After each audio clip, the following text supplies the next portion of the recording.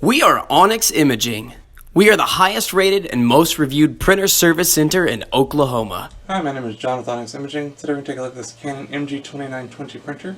And today we're going to show you how to replace your ink cartridges for your Canon printer.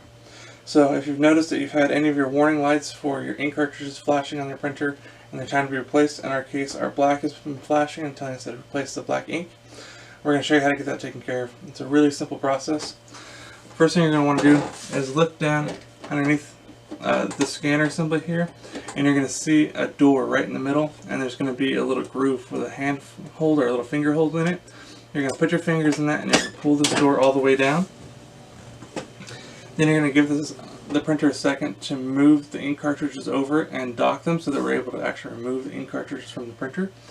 And to do this, your printer does need to be turned on so that the printer can function and move those ink cartridges all the way over. So once it stops, you're going to locate your ink cartridge that needs to be replaced. There is a note here on the front telling you which side's color and which side's black. So find the one that you need. In this case it's our black. You're going to put your finger on the front of the ink cartridge and then push straight down. You'll feel it and hear it unlock from that little carousel there. And just like that, you've removed your ink cartridge. So once you have a new one, you're going to take it, make sure you remove all the packaging, and you're going to hold it at the front of the ink cartridge, which is going to be with the black facing towards you, or the color, whatever the word is. You're going to slide it back into its little holder, and then you're going to put your finger underneath the little lip that's on the cartridge, push up, and you'll feel it click and lock into place. So once you've done that, if you need to replace the color, you can go ahead and repeat that same process for the color as well. And then once you're done, go ahead and close this front door.